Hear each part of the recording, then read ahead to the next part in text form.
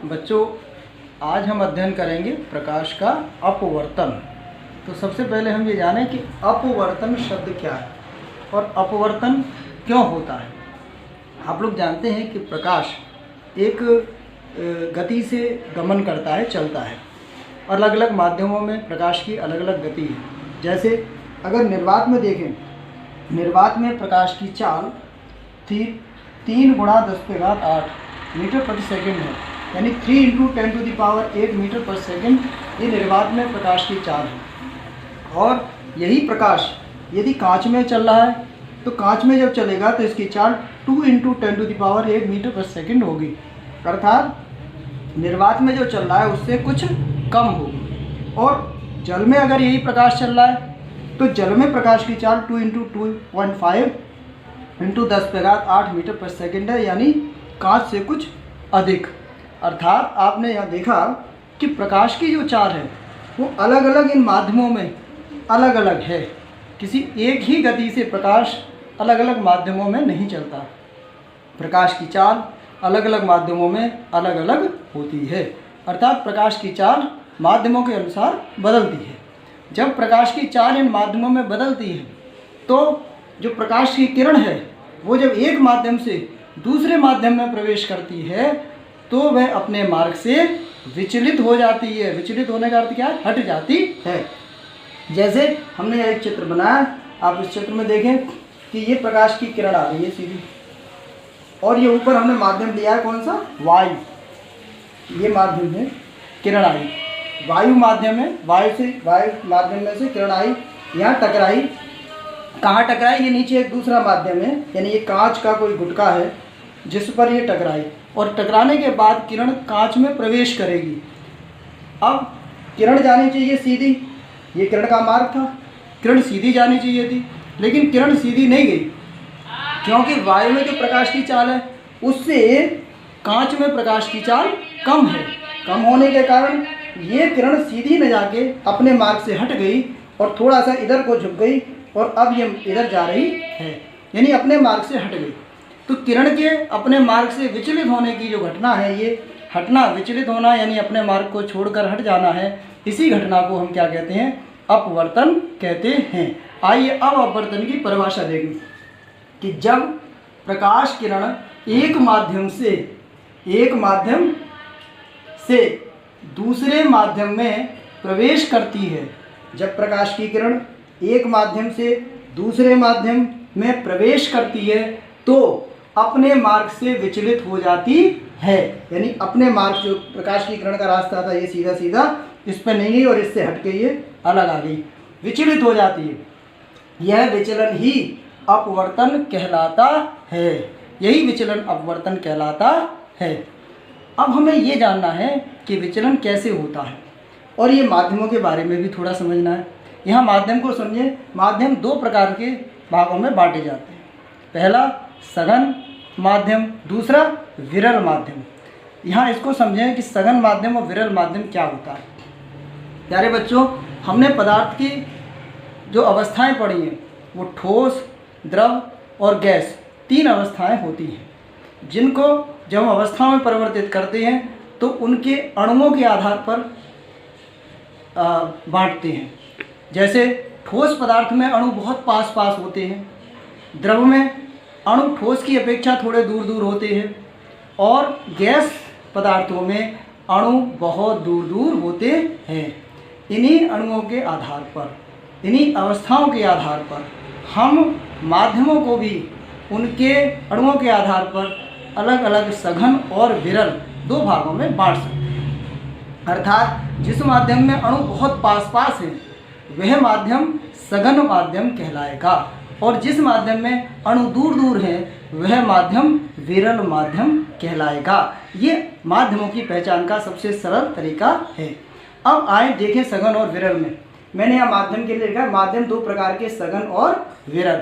अब अगर हमारे पास माध्यम है 2, एक वायु माध्यम है, दूसरा जल माध्यम है, तो यहाँ देखें वायु गैसीय माध्यम है, इसलिए गैस में अणु बहुत दूर दूर होते हैं, ये कैसा माध्यम हो जाएगा? विरल माध्यम।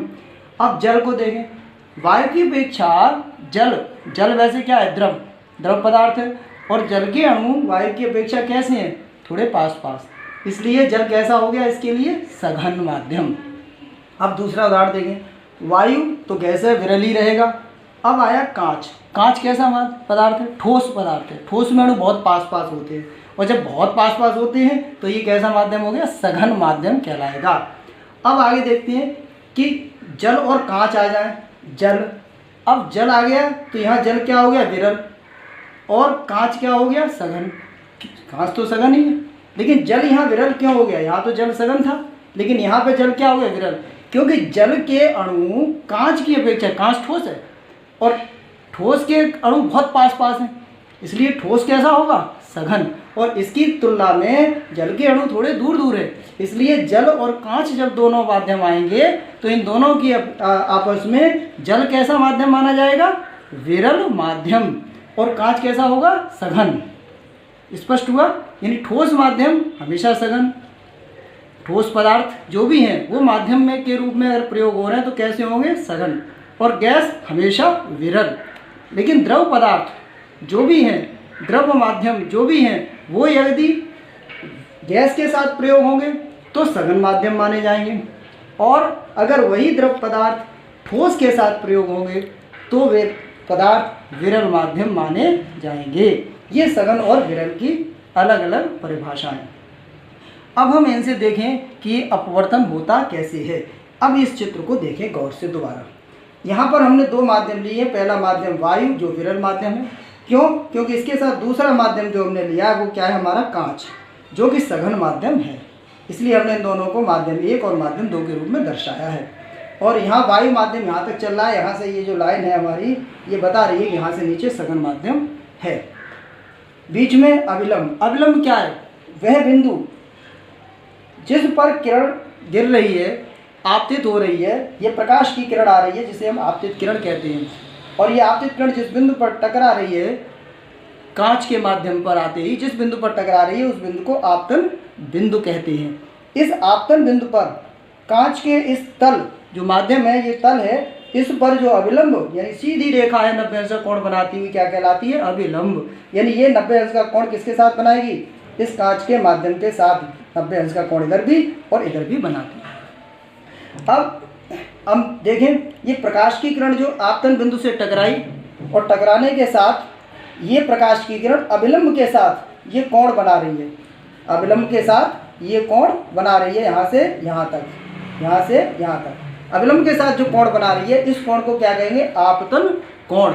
जैसा हमने परावर्तन के नियम में भी पढ़ा था, ये कोण क्या कहलाएगा? आपतन कोण, और इसे हम आई से प्रदर्शित करते हैं। अब यहाँ से ये किरण प्रवेश करेगी वायु वाले माध्यम से, टकराई किससे? ठोस कांच के माध्यम से, और अब इस माध्यम में प्रवेश करेगी। जब ये प्रवेश किया तो ये सीधी न जा करके अविलंब की तरफ, नीचे अविलंब है, अविलंब की तरफ झुक गई, अपने मार्ग से विचलित हो गई। अविलंब की तरफ झुकी तो ये झुकने के बाद किरण जा रही है, क्या कहलाएगी? अपवर्तित किरण। कौन सी किरण? अपवर्तित किरण। और ये अपवर्तित किरण अविलंब के साथ जो कोण बना रही है वो कोण क्या कहलाएगा? अपवर्तन कोण। जैसे परावर्तन के नियम में परावर्तित किरण थी और परावर्तन कोण था, ठीक उसी प्रकार यहाँ पर अपवर्तित किरण है, और अपवर्तित किरण अविलंब के साथ जो कोण बना रही है उसे हम कहते हैं अपवर्तन कोण, और इसे R से प्रदर्शित करते हैं। इस तरह से अब हम इसका दूसरा रूप लेते हैं कि पहले हमने विरल माध्यम लिया था और सघन माध्यम में किरण प्रवेश कर रही थी।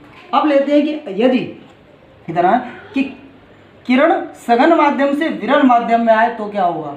ध्यान दें, किरण सघन माध्यम से विरल माध्यम में आए तो क्या होगा? ध्यान दीजिए, सघन माध्यम क्या लिया हमने? कांच, और विरल माध्यम क्या है यहाँ पे? वायु।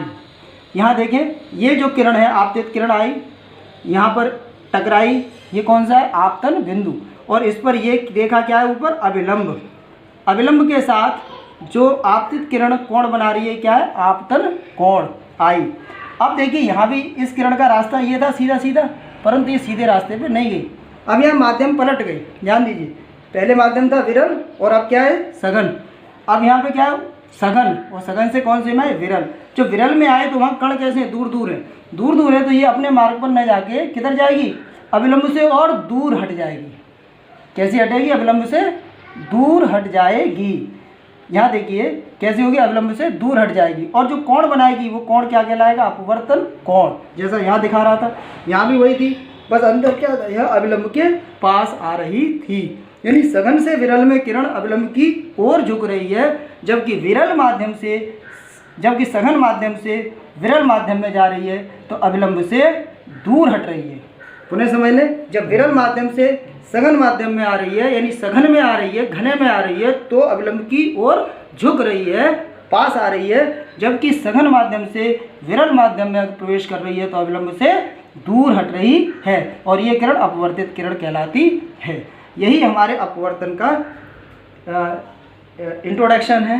समझ